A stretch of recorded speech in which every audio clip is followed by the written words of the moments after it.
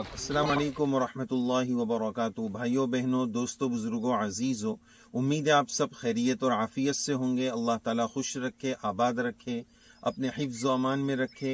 इस हफ्ते हम लाइव सवाल जवाब की मजलिस में अपने सफ़र की मशगूली की वजह से हाजिर न हो सके, तो आपके जो सवालात थे पोस्ट नंबर 194 194 नंबर की मजलिस के जो सवालात थे, इंशाअल्लाह हम सफ़र के मुख्तलिफ मौक़े पर आपके सवालात के जवाब देने की और उनके जवाबात की कोशिश करेंगे।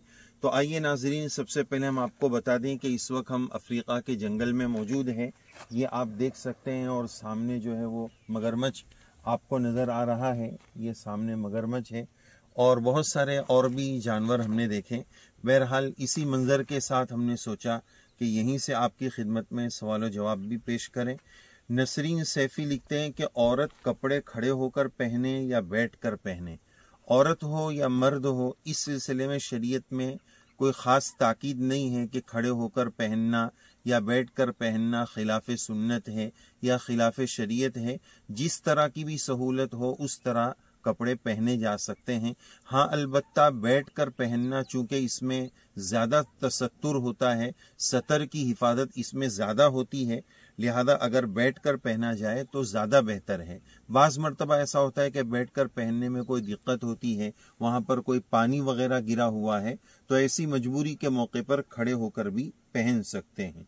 और अगला सवाल ये पूछते हैं कि हमारे नबी करीम सल्लल्लाहु अलैहि वसल्लम से पहले कौन से नबी तशरीफ़ लाए थे? आप सल्लल्लाहु अलैहि वसल्लम से पहले हज़रत ईसा अलैहिस्सलातु वस्सलाम तशरीफ़ लाए थे। मिन बादी इस्मुहु अहमद। कुरान मजीद की इस आयत से इस बात का सबूत मिलता है कि आप सल्लल्लाहु अलैहि वसल्लम से पहले हज़रत ईसा अलैहिस्सलाम तशरीफ़ लाए थे। तो देखिए नाज़रीन, एक मंज़र हम आपको पूरा ये दिखाते हैं। माशाअल्लाह तबारकल्लाह, ये अल्लाह तबारक व तआला की कुदरत का नज़ारा आप देखिए, कितना वसी व अरीज़ ये जंगल है। उसके साथ साथ इंशाअल्लाह हम सवाल व जवाब भी लेते रहेंगे और आपको इस तरह की चीज़ों की ज़ियारत भी कराने की कोशिश करेंगे। नाज़रीन, ये आप देख रहे होंगे हिप्पोपोटेमस जिसको कहा जाता है, वो आपको पानी में ये अफ्रीका के जंगल में नज़र आ रहा है। आप इसको भी देख रहे हैं, देखिए नाज़रीन। अगला सवाल लेते हैं। समीना खान पूछते हैं कि मेकअप आर्टिस्ट बनना कैसा है? देखिए, शरीयत में जो कमाई और रोज़ी रोटी की ज़िम्मेदारी है वो अल्लाह ताला ने मर्दों पर रखी है कि अगर औरत बच्ची है, तो यानी अभी शादीशुदा नहीं है, तो उसकी रोज़ी रोटी की ज़िम्मेदारी उसके माँ बाप पर है, उसके वालिद पर है। और अगर वो शादीशुदा है तो उसकी ज़िम्मेदारी उसके शौहर पर है।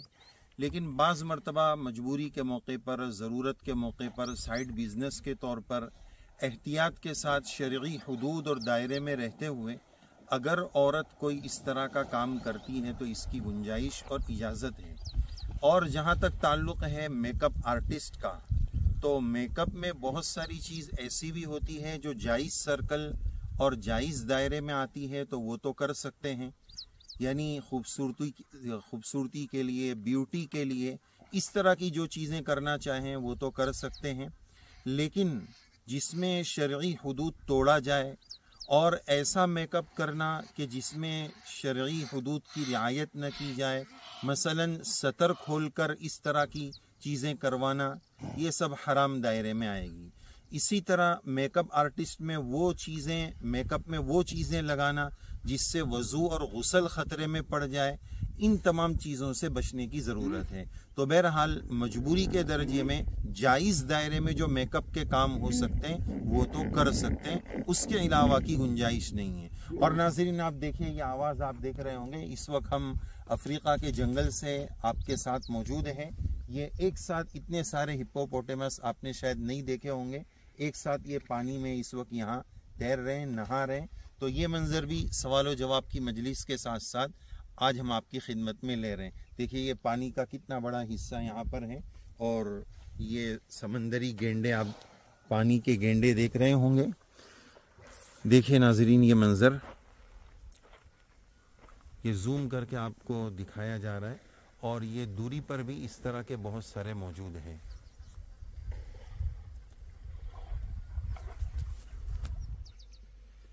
دیکھیے ناظرین، یہ افریقہ کے جنگل میں آپ دیکھ رہے ہیں شیر، یہ لوگ اس وقت آرام کر رہے ہیں۔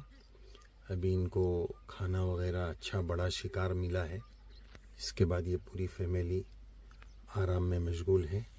دیکھیے ہم کتنے قریب سے آپ کو یہ شیر کا دیدار کرا رہے ہیں۔ ایسا لگ رہا ہے بکریاں سو رہی ہیں، حالانکہ بکریاں نہیں ہیں۔ آپ دیکھ سکتے ہیں شیر کی پوری فیملی یہاں آرام کر رہی ہے۔ بیگم پوچھتے ہیں کہ وتر کی قصر کتنی پڑھنی ہے؟ وتر کی نماز کی قصر نہیں ہوتی ہے، وتر پوری 3 رکعت پڑھنی ہے۔ جس طرح مغرب کی 3 رکعت ہوتی ہے اس میں قصر نہیں ہوتی ہے، اسی طرح وتر میں بھی قصر نہیں ہے۔ یعنی جو 4 رکعت والی نماز ہے سفر شرعی میں، اس میں صرف 4 رکعت والی میں 2 رکعت کی قصر ہوگی، 3 رکعت والی یا 2 رکعت والی میں قصر نہیں ہوتی ہے۔ اسی طرح وتر کی نماز میں بھی قصر نہیں کی جائے گی چونکہ وہ 3 رکعت ہوتی ہے۔ اسی طرح اگلا سوال ممتاز بیگم یہ پوچھتے ہیں کہ صدقہ جاریہ کس کو کہتے ہیں؟ صدقہ جاریہ کا مطلب یہ ہوتا ہے کہ اللہ کے راستے میں اپنا مال کسی ایسی جگہ لگا دینا کہ اس کا ثواب کنٹینیو جاری ہی رہے، مسلسل رہے۔ مثلا آپ نے پانی کا کنواں کھدوا دیا، پانی کا نل لگا دیا، تو جب تک وہاں سے پانی پیا جاتا رہے گا تب تک انشاءاللہ اس کا ثواب ملتا رہے گا۔ یا مثلا آپ نے مدرسے میں کوئی پانی کا انتظام کر دیا، کوئی کتاب کا انتظام کر دیا، کوئی عمارت کا بلڈنگ کا انتظام کر دیا، تو جب تک وہاں دین کا کام ہوتا رہے گا تب تک انشاءاللہ آپ کو اس کا ثواب ملتا رہے گا، تو اس کو کہتے ہیں صدقہ جاریہ۔ دیکھیے ناظرین، اس وقت ہم افریقہ کے جنگل سے مختلف جانوروں کی آپ کو زیارت کراتے ہوئے یہ سنڈے کومنٹ باکس، یہ سوال و جواب کی مجلس آپ کی خدمت میں پیش کرنے جا رہے ہیں، تو دیکھیے تھوڑا سا اس کا بھی لطف اٹھا لیجئے اور اس کے ساتھ ساتھ اپنے سوال و جواب بھی حاصل کر لیجئے۔ عبدالحق شیخ لکھتے ہیں کہ ہمارے بھائی کے سیٹھ عمرہ کرنے جا رہے ہیں پوری فیملی کے ساتھ، اور وہ ہماری امی کو بھی لے جا رہے ہیں اور پورا خرچہ بھی دے رہے ہیں، تو امی کو ان کے ساتھ جانا چاہیے یا گھر والوں میں سے کسی کے ساتھ جانا چاہیے؟ دیکھیے حج تو زندگی میں فرض ہے، عمرہ جو ہے وہ زندگی میں فرض بھی نہیں ہے، سنت ہے۔ اور عورت کا سفر شرعی یعنی 77.25 کلومیٹر سے زیادہ کا جو سفر ہوتا ہے وہ شرعی سفر کہلاتا ہے، اور شرعی سفر میں عورت کے ساتھ محرم کا ہونا ضروری ہے۔ یہاں تک کہ اگر عورت پر حج فرض ہو جائے، جب تک محرم اویلیبل نہیں ہوگا تب تک اس کے لیے حج کے لیے جانا بھی درست نہیں ہے۔ اور عمرہ یہ تو سنت ہے، تو ایسی صورت میں بلا محرم کے اپنے قریبی رشتہ دار، اپنے گھر کے مرد کے علاوہ دوسروں کے ساتھ اس طرح سفر عمرہ پر جانا یہ بالکل درست نہیں ہوگا۔ اپنے محرم رشتہ دار کا انتظام ہو جائے، اللہ اتنی سہولت عطا فرما دے، اسی کے بعد جانے کا اہتمام کرنا چاہیے۔ اسحمہ بانو نے پوچھا ہے کہ کسی عورت کے شوہر 7 سال سے غائب ہے تو کیا یہ عورت دوسرا نکاح کر سکتی ہے؟ جواب یہ ہے کہ وہ شرعی عدالت میں اپنے کیس کو دائر کریں، اپنے مسئلے کو بتائیں۔ اگر ان کو اطمینان ہو جاتا ہے کہ اتنی مدت میں شوہر کا انتقال ہو گیا ہوگا تو وہ اس کے مطابق وہ فیصلہ کریں گے، عدالت میں یہ فیصلہ جائے گا، اور پھر اس کے بعد نکاح کے ختم ہونے کا فیصلہ ہوگا۔ عدت کے بعد پھر دوبارہ نکاح ہو سکتا ہے، تو بہرحال یہ شرعی عدالت میں یہ مسئلہ ہو جائے۔ سجاد احمد صاحب ہمارے ساتھی ہیں، وہ پوچھ رہے ہیں کہ میرے نکاح میں بہت ساری رکاوٹیں ہیں، تو اس کے تعلق سے کوئی بات بتائیے۔ دیکھیے نکاح کو تو اللہ تعالیٰ نے بہت آسان رکھا ہے، شریعت نے بہت آسان رکھا ہے۔ اگر ہم صحیح جذبے کے ساتھ اور صحیح نیت کے ساتھ دعا اور دوا دونوں، کوشش اور دعا کا اہتمام کریں گے تو اللہ تعالیٰ بہت جلد اس کا حل فرمائیں گے۔ پہلے ہم اس تعلق سے کچھ وظیفے آپ کی خدمت میں بتا دیتے ہیں۔ ربنا هب لنا من ازواجنا وذریاتنا قرۃ اعین وجعلنا للمتقین اماما۔ نمبر 2 پر سورہ رحمان کی تلاوت کیجئے، چونکہ اس کو عروس القرآن، قرآن مجید کی دلہن کہا گیا ہے، تو اس کے پڑھنے کا بھی اہتمام کیجئے۔ تیسرا حضرت موسیٰ علیہ السلام کی دعا ہے رب انی لما انزلت الی من خیر فقیر. ان تینوں دعاؤں کے پڑھنے کا بھی اہتمام کریں اور رشتے کی تلاش میں دینداری کو بنیاد بنائیں. آج کل کیا ہوتا ہے کہ ہر ایک پیسے کو دیکھ رہا ہے اور ہر ایک اپنے سے زیادہ پیسے والے کو دیکھ رہا ہے, تو ہر ایک آگے دیکھ رہا ہے, پیچھے پوری لائن خالی ہے, پیچھے کوئی بھی نکاح کرنے کے لیے تیار نہیں ہے. تو یہ ایک بہت بڑا مسئلہ ہو گیا جس کی وجہ سے آج نکاح نہیں ہو رہے. بہرحال ہم اللہ تعالیٰ سے دعا بھی کرتے ہیں کہ جو بھی رکاوٹ ہے اللہ تعالیٰ اس کو دور فرمائے. آپ دعا بھی کریں اور کوشش بھی کریں, انشاءاللہ اللہ تعالیٰ بہت جلد آپ کو اچھا رشتہ نصیب فرمائیں گے. اور ناظرین, یہ حسین منظر افریقہ کے جنگل سے ہم اس کی زیارت کے ساتھ آپ کے سوالات کے جوابات دے رہے ہیں تاکہ آپ تھوڑا فریش بھی ہو سکیں اور آپ کو آپ کے جوابات بھی مل سکیں. یہ خشکی پر دیکھیں, یہ مگرمچھ نظر آ رہا ہے, خشکی پر یہ مگرمچھ. سریندر میر سوال کرتے ہیں کہ فجر کی نماز کا وقت ہو چکا ہے لیکن ابھی فجر کی اذان نہیں ہوئی ہے, تو کیا فجر کی نماز پڑھی جا سکتی ہے؟ دیکھیں, ہر نماز کا اصول یہ کہ اگر اس کا وقت ہو گیا ہے تو آپ وہ نماز پڑھ سکتے ہیں, لیکن اپنے محلے کی, اپنے قریب کی مسجد کی اذان ہو جانے کا انتظار کرنا, اذان کا جواب دینا, تیاری کرنا نماز کی, پھر سنت اور نماز پڑھنا, یہ بہتر ترتیب ہے. لیکن اگر کسی نے اذان سے پہلے بھی نماز پڑھ لی تو انشاءاللہ نماز ادا ہو جائے گی. اور ناظرین, آپ یہ دیکھ رہے ہیں اس وقت ہم افریقہ کے جنگل میں اور افریقہ کی بستیوں میں موجود ہیں. یہاں کے جو ہمارے رہبر ہیں ان سے ہم نے درخواست کی کہ یہاں کے بچوں سے اور یہاں کے لوگوں سے ملاقات کرائی جائے. تو دیکھیے یہاں پر کس طرح غربت ہے, ان کے گھر کیسے ہیں, اور یہ بچے, ان کو جب کھانے پینے کی چیز تقسیم کی جا رہی ہے تو یہ کس طرح بیچارے ٹوٹ پڑے ہیں. ان کو ہم نے بہت قریب سے دیکھا, ان کی غربت کو دیکھا. تو یہ سب چیزیں دیکھنے کا اور دکھانے کا مقصد یہی ہے کہ ہمارے اندر اللہ تعالیٰ کا شکر گزاری کا جذبہ پیدا ہو کہ اللہ تعالیٰ نے ہمیں کتنی اچھی حالت میں رکھا ہے اور کتنی نعمتوں کے ساتھ رکھا ہے, اور یہ ماشاءاللہ اس حال میں بھی کتنے خوش رہتے ہیں, صبر اور شکر کے ساتھ زندگی گزارتے ہیں. بس یہی بات ہے کہ الحمدللہ علی کل حال, اللہ تعالیٰ بندے کو جس حال میں رکھے اسی حال میں خوش ہونا چاہیے. جیسے کہ کسی شاعر نے کہا, نہیں ہجر ہے اچھا, نہیں وصال ہے اچھا, یار جس حال میں رکھے وہی حال ہے اچھا. اللہ تعالیٰ اپنے بندے کو جس حال میں رکھے, بندے کو چاہیے کہ وہ اسی حال میں خوش رہے. تو دیکھیے ناظرین, ان بچوں کو تھوڑی سی چیز دی گئی تو ان کے اندر کتنا جذبہ شکر ہے. بہت پیار سے, بہت محبت سے, بڑی اپنائیت سے یہ بچے ملے اور ان میں کچھ چیزیں بچوں کی کھانے پینے کی تقسیم کی گئی اور ان کے گھروں کو بھی قریب سے دیکھا گیا, ان کی بستی کو دیکھا گیا. تو بہرحال یہ ہمارے لیے بہت زیادہ عبرت کی بات ہے, چونکہ سفر میں انسان کو بہت ساری عبرتیں ملتی ہے. اللہ تعالیٰ کی نعمتوں کا استحضار ہوتا ہے, دھیان ہوتا ہے کہ اللہ تعالیٰ نے کن نعمتوں کے ساتھ ہمیں رکھا ہے. اللہ تعالیٰ ہمیں بھی صحیح معنی میں شکر گزاری والی زندگی نصیب فرماوے. قرآن مجید میں بھی اللہ تعالیٰ کا ارشاد ہے, وَقَلِيلٌ مِّنْ عِبَادِيَ الشَّكُورُ, میرے بندوں میں شکر گزار بہت تھوڑے ہیں. اللہ تعالیٰ ہمیں ان شکر گزار بندوں میں شامل فرماوے. دیکھیے ناظرین آپ اس منظر کو. اگلا سوال ہم لیتے ہیں. زین شیخ بھائی نے پوچھا ہے کہ کیا لوکی کھانا سنت ہے؟ کچھ لوگوں سے سنا ہے کہ آپ صلی اللہ علیہ وسلم لوکی, کدو جس کو کہتے ہیں, دودھی جس کو کہتے ہیں, تو کیا یہ کھانا سنت ہے؟ جی ہاں, اس کو سنت کہا جا سکتا ہے, لیکن پہلے یہ بات یاد رکھنا چاہیے کہ سنت کی دو قسمیں ہیں, ایک سنن ہدا اور ایک سنن زوائد.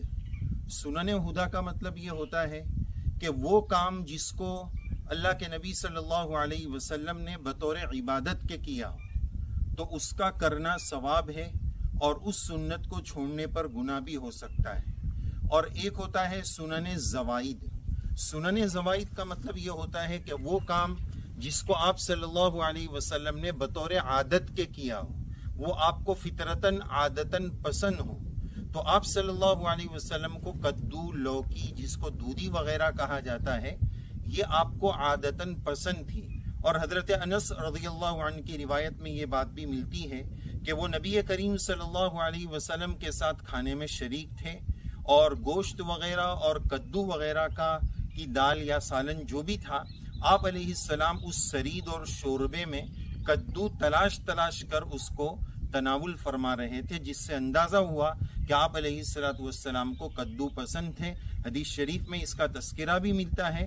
پھر حضرت انس رضی اللہ عنہ یہ بھی فرماتے ہیں کہ اس کے بعد مجھے کدو بہت پسند ہو گئے اور وہ اس کو بہت اہتمام سے کھایا کرتے تھے. تو بہرحال کدو کھانا یہ سنت ہے، لیکن اور اس پر سنت کی وجہ سے ثواب بھی ملے گا.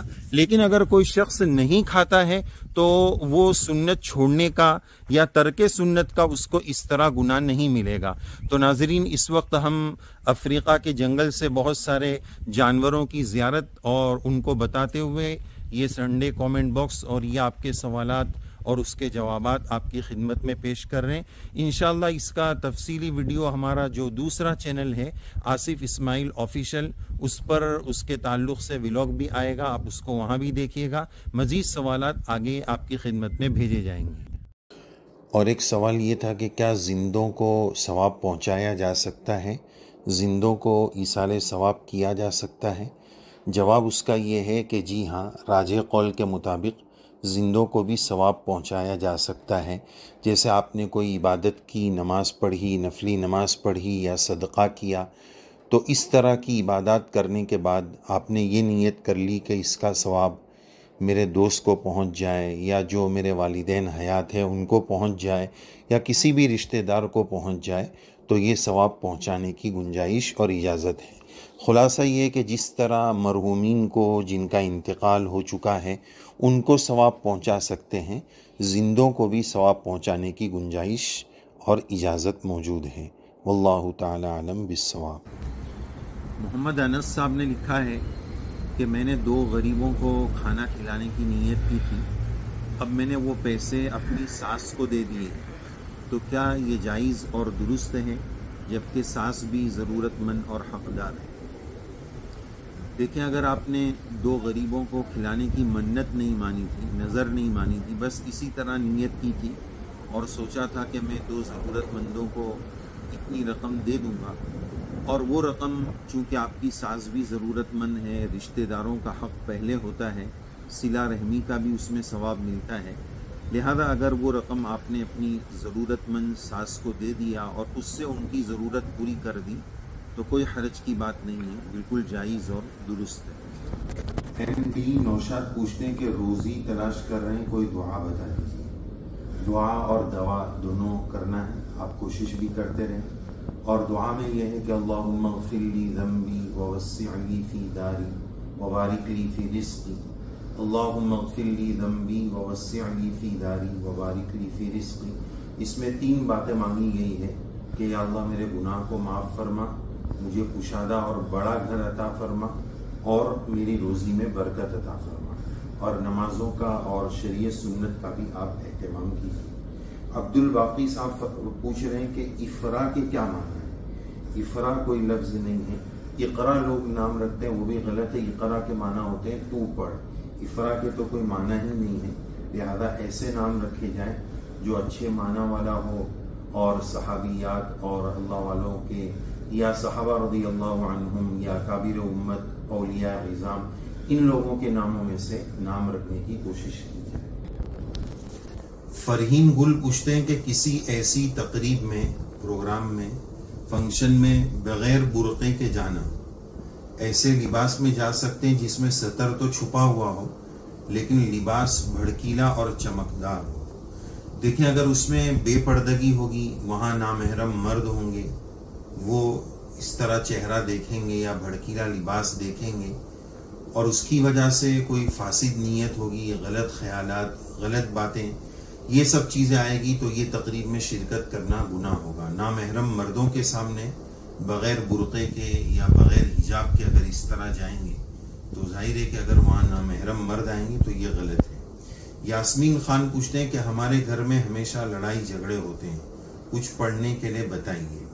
نمازوں کا، دعاؤں کا، تعلیم کا اہتمام کریں، اور اس کے ساتھ ساتھ 21 مرتبہ آگے پیچھے درود شریف پڑھ کر ایک ایک مرتبہ 21 مرتبہ بسم اللہ الرحمن الرحیم پڑھیے اور اس کو پانی پر دم کر کے وہ پانی پینے اور کھانے میں استعمال کیجیے۔ پوچھتے ہیں کہ ناپاکی کی حالت میں جماعت میں جا سکتے ہیں؟ بالکل جا سکتے ہیں، کوئی حرج نہیں، بس اس حالت میں نماز اور قرآن مجید کی تلاوت منع ہے، جماعت میں جانے میں کوئی حرج کی بات نہیں ہے۔ لطف الرحمان بھائی پوچھتے ہیں ہمارے گھر میں 3-4 تسبیح ہے لیکن کسی ایک ہی کا استعمال کرے تو کیا گناہ ہوگا؟ نہیں، اس میں کوئی گناہ کی بات نہیں ہے، جس میں سہولت ہو آپ تسبیح پڑھ سکتے ہیں۔ شمس شیخ، وائٹ ڈسچارج کا مسئلہ ہے، اس تعلق سے ہمارے چینل پر وظیفے کا ویڈیو موجود ہے، آپ اس کو دیکھ سکتے ہیں۔ خان عارف صاحب پوچھتے ہیں کہ سیرت النبی صلی اللہ علیہ وسلم کی کتاب کا نام بتائیے۔ علامہ ادریس کاندھلوی رحمۃ اللہ علیہ کی کتاب ہے سیرت النبی صلی اللہ علیہ وسلم، 3 جلدوں میں یہ کتاب موجود ہے، تو آپ اس کو ضرور پڑھیے۔ اور بھی بہت ساری علامہ سید سلیمان ندوی رحمۃ اللہ علیہ کی کتاب بھی ہے، اور آپ کون سی زبان جانتے ہیں اس اعتبار سے بھی آپ سیرت کی کتاب نیٹ پر تلاش کر لیجئے گا، لیکن پڑھنے سے پہلے اس کے کوئی رائٹر کون ہے، وہ اوتھینٹک اور مستند ہے یا نہیں ہے، کسی عالم صاحب سے اس کو معلوم بھی کر لیجئے گا۔ تو بہرحال ناظرین، آج کے یہ سوال و جواب کا سلسلہ مکمل ہونے جا رہا ہے، اور اس کے درمیان میں ہم نے بہت ساری چیزیں آپ کو ہمارے افریقہ کے سفر کی بتائی ہے، اس کو بھی دیکھیے گا، اور جن لوگوں کو ان کے سوال کا جواب ملا ہے کامنٹ میں جزاک اللہ ضرور لکھیے گا۔ یہ ویڈیو آپ کو کیسا لگا اس کے بارے میں بھی ضرور بتائیے گا، اور اگر آپ کے سوالات رہ گئے ہیں تو انشاءاللہ اگلی مجلس میں اگر ہم لائیو کریں گے تو انشاءاللہ اس مجلس میں آپ کے جوابات کے پیش کرنے کی ہم پوری کوشش کریں گے۔ جزاکم اللہ، السلام علیکم ورحمۃ اللہ وبرکاتہ۔